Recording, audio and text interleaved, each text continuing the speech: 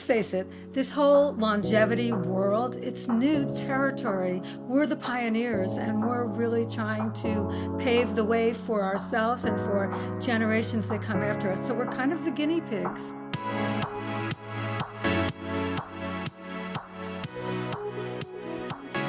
Maddy Dychtwald is a writer and co-founder of Age Wave. Her new book is Ageless Aging, a woman's guide to increasing healthspan, brainspan and lifespan. Hello again. Welcome to the Live Long and Master Aging podcast. My name's Peter Bowes. This is where we explore the science and stories behind human longevity. Maddy, it's good to talk to you. It's great to talk to you too, Peter. Thanks for having me. I want to ask you, first of all, Age Wave. For anyone not familiar with it, just give me a little background as to what you do. Yeah, that's a great question to start with. We've been around for close to 40 years, and frankly, we started at our kitchen table, as the idea being that my husband and I decided that we wanted to really transform the whole image of aging. So keep in mind, at the time we were in our 30s, and we started going out doing keynote speeches to big corporations, and from big speeches, we started doing thought leadership studies, and it was all about how the aging are coming, that there is this shift going on in our country, actually globally, that has never happened before. And that is, we were seeing longevity rising for the very first time in history. And at the same time, we saw a demographic shift. That is, for the first time, we were seeing the growth in the population happening with older people, not younger people. Now, the third thing to keep in mind that was a dramatic shift is that most people thought of 50 at the time as being kind of over the hill. So we wanted to transform that image and let corporate America know so that they could take out their megaphone and make changes in their advertising and their product design to let them know and the world know that not only are the aging coming, but it's a different breed of aging. More active, more energetic, more youthful, and most importantly, they have discretionary income and want to buy things. Well, I'm interested, having been working in this sphere for such a long time, I'm just curious what changes and what differences in attitudes you've noticed amongst people towards aging, the aging process, and perhaps the attitudes that we hear every day about aging and the whole idea of getting older. We recently did a study called The New Age of Aging, and in the study we asked older adults, people 50 plus, we asked them, how would you define aging today, and how would you have defined it for your parents or grandparents? And they defined it for their parents or grandparents as age 60, so that was basically old age. And then for this generation of older adults today, defined it as age 80. So if you're going to use chronologic aging, which is not my favorite marker of aging, but if you are to do that, and that's what most people do, that number has transformed pretty dramatically. That's very significant. So what is your favorite marker of aging? If it isn't chronological aging, what kind of definition do you use? Yeah, there's three different kinds of aging, and one of them is chronologic aging, and that's how many birthdays have you had, and that's what most people use. That's how we measure, do you get Social Security? Are you old enough to drink alcohol? I mean, this is a marker of aging. The second one, which I think is a very important one, is our biologic or our physiologic aging. And there are tests that exist, I've taken some of them, that can measure how old your insides are. Are you, for instance, physiologically 50 or 60 when in fact your chronologic age is 70 or 80? And that is certainly possible. Of course, it can go the other way too. I know that there are people who are 40 who physiologically may be 60 or 70, and that's not good news. But the third way is one that I find particularly exciting, and that is this psychological or emotional aging. So I We sometimes think about that as emotional intelligence. And what we've discovered in our studies at AgeWave is that resilience, wisdom, experience, those all seem to grow as we get older. In fact, COVID, we saw that the resilience of older adults was actually pretty mind-blowing. I mean, while younger adults, from the fact of being alone so much and having their lives change so much during COVID with the isolation, they were devastated whereas in general, older adults in their 50s, 60s, and maybe even beyond, they were realizing, I've been through hard times before. I know I'm going to come out the other end. Things are going to be great. There's one other thing to keep in mind from some of our studies and studies that were done at Stanford.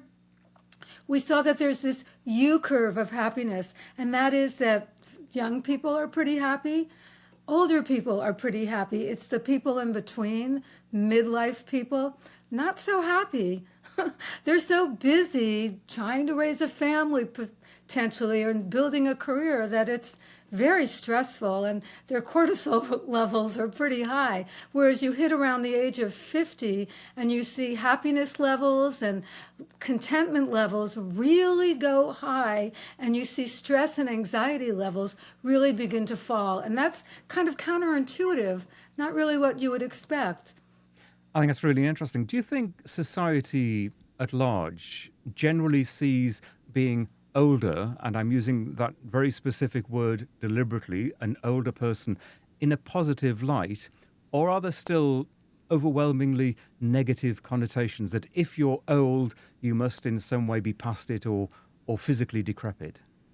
What's so interesting to me today is that we've done a relatively good job of battling against sexism, racism, even, fat shaming has become something that we don't really want to do as a society. But when it comes to ageism, it's so pervasive and so everywhere you look in our society that somehow it seems acceptable. And by the way, women have that double whammy. Maybe it's a triple whammy. They have ageism as they're getting older. They have sexism. They also have something that's been identified as lookism. The fact is, when men get older, a lot of times they're considered distinguished looking and their wisdom seems to rise and their leadership capabilities. Women, well, they just get old. And, somehow as a woman, I don't see that as being fair at all. Especially I'm a 74-year-old woman, and I like to think of myself as being at the top of my game. Well, let's dive into, in a second, some of the chapters of your book, which is a really fascinating read. But before we do that, I already detect your passion for this subject. I'm just curious, so all those years ago, how did you first get into this sphere? What sort of piqued your interest as a much younger woman in the ideas and the philosophies and the science around aging? Okay, well, there's two things that I can say about that. First is my earlier career. I worked as an actor, and one of the things that I was always being hired for is that I looked very young. So I could be 21 or 22 or 25. And people said, oh, you look like you're 18. Let's hire you. And then when I started hitting my 28 and 29, I started getting other feedback. And that feedback was, well, if you don't make it big by the time you're 30 or 32, you're not going to make it. You might as well quit. And frankly, that really got me aware at a very young age of the fact that there's ageism in every element of our society. And it frightened me. Then when I met my husband, who was already studying this whole age wave and this demographic shift in older adults and what happens to them as they get older, I became fascinated and really became interested not just in older adults, although of course that was interesting to me, but I was interested in the demographic shift. The fact is that in our country, we're seeing such dramatic shifts away from youth and towards an older population, and yet we're still holding on to these ageist thoughts and ideas. And as a society, that's not going to serve us at all. So when I started recognizing that, I wanted to dive in and learn more about the subject. And I started studying all about it. And that was 40 years ago, almost 40 years ago. And through the work at AgeWave, we've been digging deep into the research and doing thought leadership studies on behalf of a variety of different clients. And as we've been learning more, I've had the great privilege of interacting with the cutting edge leading experts, scientists, physicians, researchers, academics, and from them I've learned so much that I really wanted to keep going. Then something really interesting happens. So I'm along the way getting a little bit older, and I started having some physical challenges myself. I'm a big exerciser, and I started really getting a lot of pain in my hips.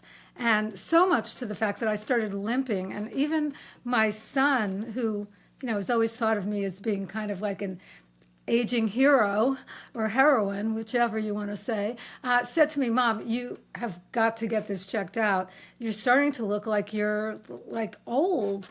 And so I went to a doctor and I got an MRI, and I found out that I had hip dysplasia, which is a pretty common thing for kids, actually, and today they correct it in kids, but I was a kid a long time ago and they were not correcting it then. Nobody even knew what it was, I guess. So when I got an MRI, I saw that I was bone on bone in both of my hips, and the surgeon said to me, "You just have to get surgery in both of your hips." And he said, "So do one and then do another." And I said, "Well, what would you do if you were me?" And he said, "I'd get both done at one time." So I decided that that's what I was going to do. And so many people warned me against it because they said, "You're going to be out of it for like a month, and you're not going to be able to walk. You're going to be confined to your bed." And so I took this as a challenge. I said to myself, okay, I'm going to go to some of the experts that I've spoken to professionally, and I'm going to ask them, what should I do? And so I went to people like Mark Hyman and Andy Weil, and I asked them, and I came up with what I call, and I speak about this in Ageless Aging in my book, I'm going to create a pre-recovery program, because I couldn't get the surgery for months because the surgeon was so busy. So I started with an anti-inflammatory diet, cut out all dairy products, all sugar, all gluten. And frankly, within a matter of 6 weeks, all the pain in my hips went away. Now, just by that happening, I did some other things also, which were pretty enlightening. And ultimately, what happened was I was in the hospital instead of for a week or two, for one night. And I got home, and 2 days later, I was able to walk without any kind of assistance at all, without any kind of a cane or a walker or anything. And, I have a lot of stairs in my house, so I was able to do stairs, no problem. I walked like a duck, so I was kind of funny to look at, but I was able to get around, and I was able to really feel great about what I'd gone through. So that's part of what inspired me to write Ageless Aging. I realized that there are things that we can do right here and right now that can make our experience of aging better. I thought for one moment you were going to tell me that having changed your diet and your lifestyle a little bit in those weeks, that you didn't need surgery at all. No, I was still bone on bone. Yeah, exactly. But what it enabled you to do is to recover far more quickly. And get rid of the pain immediately, so that when I went into surgery, I was actually in a pretty good place. And that made a huge difference. I was also able to continue exercising regularly, and I started meditating, which I had never done before, and it helped keep my stress at bay, which was, going into surgery. I'd never had surgery before. It was scare, except when I had children, if you call that surgery. But I was scared to death. And the meditation really, really made a difference. There was another thing, and that came from a psychiatrist out of Harvard, and she talked about affirmations. I mean, creating some positive messages, not just for yourself, but for your surgeon and for the surgical team, nurses, anesthesiologists, all the people around you. And I was a little embarrassed to bring in to the surgical space, like, oh, here, could you please read these affirmations to yourself before you do the surgery and after you do the surgery? But oddly, they were like, no, we do this all the time. So it was really affirming to me that they were so willing to do that.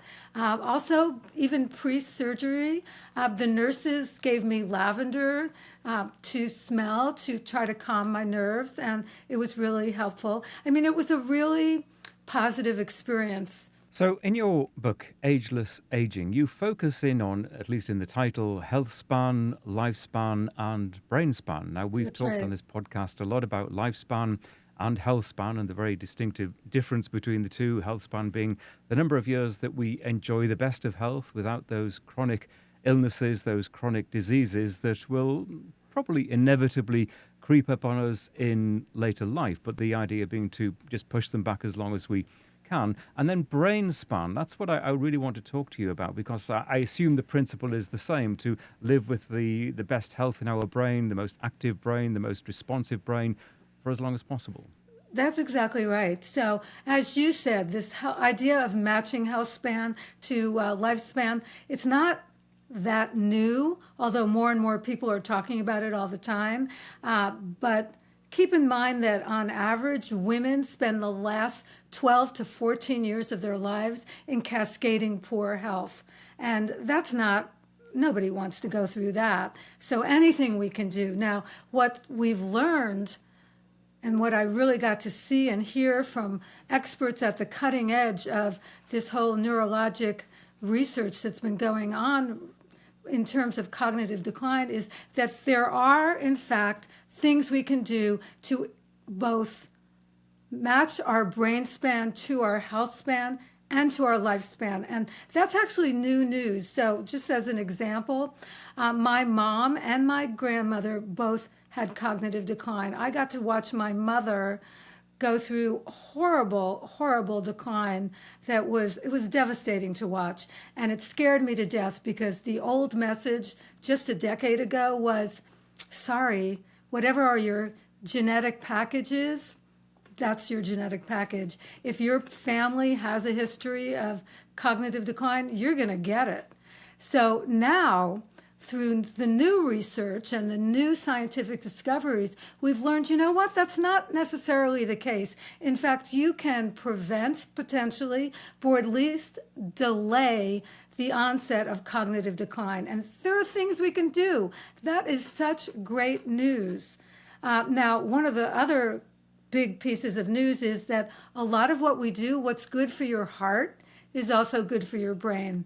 So that's kind of a shortcut for some people, although in Ageless Aging, I give a whole list of a variety of different steps to take to increase your brain span. But, the obvious stuff, the silver bullet, of course, is fitness. And there's some secrets to making your fitness more effective, like maybe exercising in the morning. It's far more effective than later in the day. The good news, by the way, for women is that exercise is a far more effective tool for women than it is for men. And that's just from the most recent studies that have just come out. Yeah, that's really interesting. In fact, I was just going to ask you, this book, clearly you describe it as a woman's guide, but I'm curious, to what extent are some of the interventions that you talk about, and you've just referred to a few of them, are they exclusive to women? I think certainly in my world that a lot of those exercise interventions, they apply equally to men and women.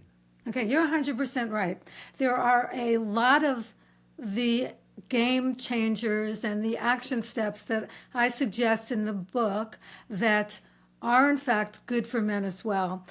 For instance, exercise. For instance, eating the rainbow is one of the suggestions I make. I mean, taking out ultra-processed foods from our life and knowing that sugar is toxic and removing it as much as possible. These are standard things for both women and men. However, there are things that are specifically for women in ageless aging. For instance, this whole idea that the healthcare system is for everybody. Well, honestly, it was created for men by men. Just as a perfect example, it wasn't until the year 2016, now that's pretty recent, that women, according to the FDA, should be included in clinical trials. They didn't necessarily have to be, but they should be. And by the way, a lot of pharmaceutical products haven't been tested on women. And I'll give you an example from my own life. Metformin, which is a diabetes drug. It's been around forever. You might be aware of it. It's considered very safe, but a lot of the longevity biohackers are using it for longevity because it's been linked to longer lifespan. Well, I went to my doctor and I said, please, can I try this? I want to do what the biohackers are doing. And she said to me, well, I don't know if this is such a great idea, but I'll let you try it as long as we can get testing all the time. So I tried it. Within days, I got so sick from it that I had to stop immediately. And I had such gut issues for literally weeks that I knew that this drug had never been tested on women. And you talk about biohackers. Do you think in the world that we live in now, and a lot of the longevity has become something of a buzzword, hasn't it? And biohacking goes alongside that. Are we getting the kind of accurate information, and this really goes back to the point that you've just made, the kind of accurate information that is really beneficial to us? Or do you think sometimes the potential benefits from, in quotes, biohacking are not fully understood and therefore could be potentially quite misleading and dangerous to people if they apply them without the proper medical knowledge and support? I think there's some truth to that. I think biohacking, let's face it, this whole longevity world, it's new territory. We're the pioneers, and we're really trying to pave the way for ourselves and for generations that come after us. So we're kind of the guinea pigs. However, with saying that, there are some proven action steps and hacks that we can take that are safe and scientifically proven. Just as an example, for Ageless Aging, it was published by Mayo Clinic Press, and I was the only author that they were dealing with that was not a physician. So they were very particular about the book itself. So what they did is that they brought the book to 3 of their top physicians, and they ran it through a medical review. And so all the action steps and all the hacks that are in my book have gotten the gold stamp from the Mayo Clinic Press. So I feel very comfortable in suggesting those action steps and hacks. But I will give you an example of something that the biohackers bring to an extreme that in its most pure sense is good for you, but the way they do it, maybe not so good. And that's this whole idea of intermittent fasting. So many of the biohackers are taking intermittent fasting to its extreme. They're fasting for 16 to 18 hours a day, and they're calling that good for you. Well, I had the great privilege of interviewing Dr. Walter Longo, who is the pioneer behind intermittent fasting. And he was like, no, they're doing it all wrong. In fact, that could actually be dangerous and cause health problems. In fact, what he suggests is to go 12 hours without eating. Now, think about that. That's pretty easy. Stop eating dinner at 8 o'clock at night. Don't eat breakfast until 8 o'clock in the morning. How hard is that? And he also added that he thought that breakfast was the most important meal of the day. So, there goes the way a lot of people are thinking about intermittent fasting. And he added that for women, it's even more important to limit it to 12 to 13 hours a day because our protein needs are far greater than men's. So yes, there's a lot of things men and women have in common, but there's a lot of things that are different. I know Walter very well. We've worked on a number of projects together. He's been on this podcast before, and everything you say in terms of interpreting what he says about maybe 12 hours is the optimum fasting period as opposed to your eating period during the day. A lot of his work is really, really fascinating to me. And of course, what he talks a lot about is the fasting mimicking diet. And you mentioned intermittent fasting. One of the issues that I see is the use of the term intermittent fasting, because it can mean so many different protocols, and there doesn't seem to be general agreement as to exactly what it is. So as you say, it could be even more extreme than you've talked about. It could be a 23-1 regime. It could be 12-12. It could be shorter periods of eating interspersed over a longer period of time, so over a number of days. The problem is that it just confuses people, It's doesn't it? very confusing. And that's one of the things I want to do is clear up the confusion. One of the things that Dr. Longo, first of all, I'm a fan. I'm like a fangirl. I think he's amazing, and I love the work that he's done, and I love the fact that all of the income that he's gotten from his work in books and such, he puts right back into research. So to me, that's, he's got a great moral compass, and I love that.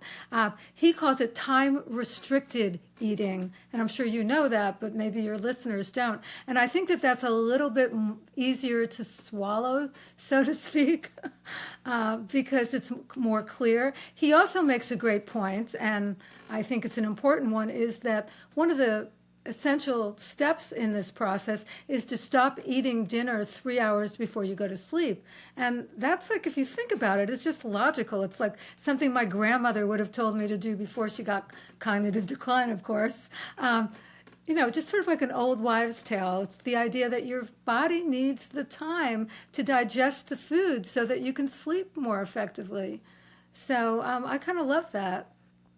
What do you think of the word moderation? Moderation in everything, which is, again, something that your grandmother may have told you. I know I talk to people in the sphere of longevity, and people have some pretty strong views for and against the use of the word moderation. To me, it is actually quite a good, sensible way to live your life. You don't want to have a diet that goes to an extreme. You don't want to do extreme exercise. You want to do it in moderation.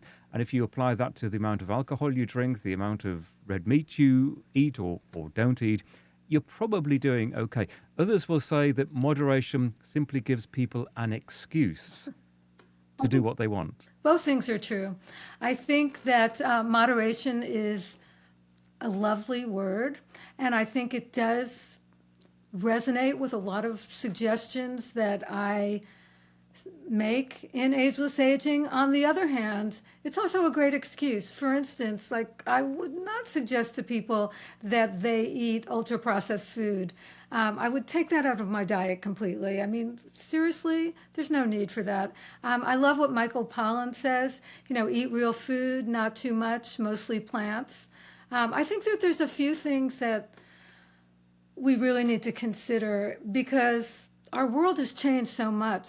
Just as an example, Dr. Stephen Kopecky, who is with the Mayo Clinic, he and I were talking, and he's a cardiologist, but he's pretty moderate in his points of view. However, he said to me that you really ought to eat organic, and that he didn't feel that way even 5 years ago. But because of climate change, he would suggest that wherever possible to eat organic food, because things have changed so much. And if you can't buy fresh organic, he thought flash frozen organic was a great, great way to go.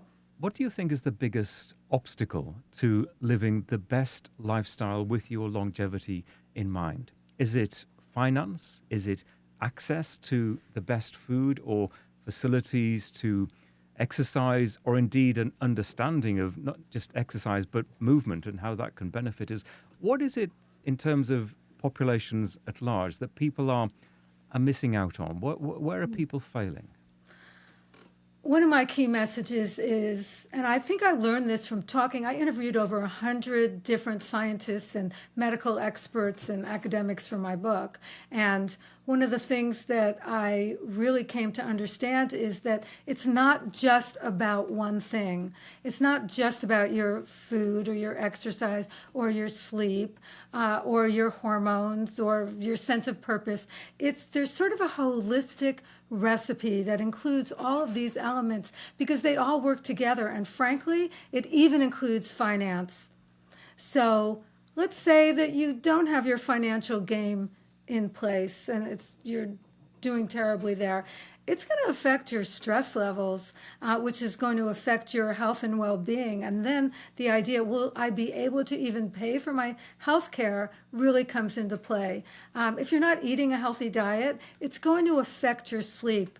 If you're drinking a lot of alcohol, your sleep is going to go down the toilet, and your stress levels potentially can actually go up, not down. So these things all work together, and that's actually, I think there's a certain beauty in that, because you can potentially say, okay, well, today I might have screwed up a little bit when it came to my diet, but I exercised and I'm getting a good night's sleep, and when I did exercise, I took a walk with friends and was out in nature. I mean, all these things work together to create a healthier, happier you. And I would add one more thing. One of the things I stress in Ageless Aging is it doesn't have to cost a lot of money. One of the myths that we have is, oh, if I want to extend my lifespan or my house span, this is going to really cost me money. It doesn't have to. There's some hacks that don't have to cost much at all. Like going for a walk, like going for a long walk every morning. And you're saying exactly what I try to explain to a lot of people, that some of the most effective, you can call them hacks if you like, they're just lifestyle traits, Yeah. cost us absolutely nothing. And indeed, I think to some extent, the healthier diets, the healthier sort of nutrition regimes can actually be the cheapest. If you fill your life full of vegetables, yes, ideally organic, and that will cost you a little bit more, you're going to be doing quite well. Yes, 100% agree. And if you do it with friends, let's cook a meal together and do it in a potluck manner. You're combining eating good food with creating really important social connections, because social connections have really been linked very strongly with extended lifespan and extended health span. And there's something great about that. I love that. Yeah, you're absolutely right. Did you look into, you mentioned some longevity hacks cost a little bit of money, things like red light therapy or these places that offer cold plunges or cryotherapy. What's your view on all of that? Well, I used myself as a guinea pig on this, which gave me permission to try a lot of these things. So I actually love red light therapy. If you have the money to spend on it, I think that it really has impact on your inflammation levels as well as on your skin, and it helps me sleep at night. So I think that it's a great method to really increase your longevity. And also, it's supposedly, I can't prove it, but supposedly works on a cellular level. So that's good news. Cryotherapy, the Wim Hof method that's been so popular lately. There's something to it, I think, again, fighting inflammation. And infrared saunas, they've been linked with better health also. So, yeah, I'm a believer, but I don't think you need to do those things unless you want to try to take your health span and your lifespan to its very highest level. There are other things you can do. For instance, dental flossing and using a tongue scraper every day. That has actually been proven to not only increase your health span, but also your brain span, because there's some bacteria in our mouth that the thought is that it makes its way up to our brain and can actually help accumulate the amyloid in the tau that creates cognitive decline. So you don't want that happening. Just buy a $2 tongue scraper. Yeah, exactly. You mentioned social connections, and I just want to dive into that a little bit with you, because I think, and the US Surgeon General has identified this, loneliness is one of the biggest killers, not only in this country, the United States, but around the world. And I think that is still quite a little known fact, isn't it? I think we all acknowledge the benefit of having friends, but extreme loneliness can be absolutely devastating for a lot of people. Yeah, that's right. In fact, loneliness is the equivalent of smoking 15 cigarettes a day in terms of your health span. So if that's not an incentive to, go out with a friend or make a new friend, one of the things that I think is really kind of exciting is the idea, can you make a friend that's of a different generation than you, maybe from a different neighborhood from you, someone that you just never thought you would ever be friends with. Just smiling, by the way, at a stranger is considered a kind of social cue that can actually impact your cortisol levels. So there is a variety of different things we can do, many of which are not very difficult. And not only do they increase our lifespan, our health span and our brain span, but they also bring joy to our lives. And I think that's a great way to bring this to a close. Maddy, this has been a really fascinating conversation. Your book is called Ageless Aging. It's just out, A Woman's Guide to Increasing Healthspan, Brainspan and Lifespan, published, as you say, by Mayo Clinic Press. And there's a link to it and a transcript of this conversation in the show notes. Let me ask you, Maddy, just before we close, from all of your decades of research that you've been doing now, brought it together nicely in this book. What are the lifestyle hacks that maybe in recent months and years that you've maybe learned about, that you've applied to yourself and you will definitely be continuing in the coming years? Well, I've always been a big exerciser. I love exercise. It keeps my stress levels really down. But one of the things that I've really begun to do is not just exercise early in the morning, because that increases the positive effect of exercise, but also do it before I eat, because that too has been linked with more effective exercise. So easy thing to do. I try to do the easy things, to be honest with you. And that is an easy thing for me to do. One of the big changes that I've made has to do with my sleep. One of the things I learned from the research for Ageless Aging was that sleep science is actually beginning to morph into circadian rhythm science. And what you do in the mornings and during the day is as important to your sleep as what you do in the nighttime. So when I wake up in the morning and I try to do it wake up within 15 minutes of the same time every single morning, I worship the sun. I do maybe a sun salutation, because I like to add in a little yoga there.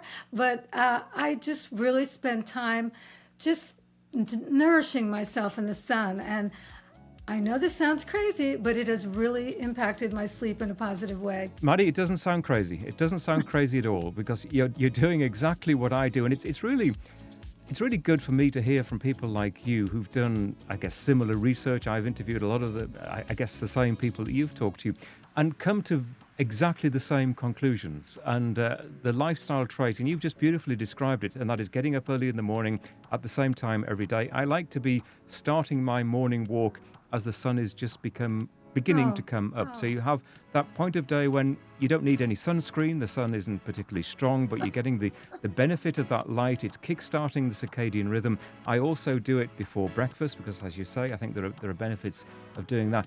And bringing it all together, I always say, well, look, that's the best hour of the day. It frankly doesn't get any better than this. Yeah, it's the magic hour. The magic hour. That's a good way to put it. Look, Maddy, I've really enjoyed this. It's a fascinating book. I would really recommend it, not only to women, but to men as well. I think there's a lot of valuable information in there for both sexes, and I wish you all the best with it. Thank you so much, Peter. Enjoyed this so much.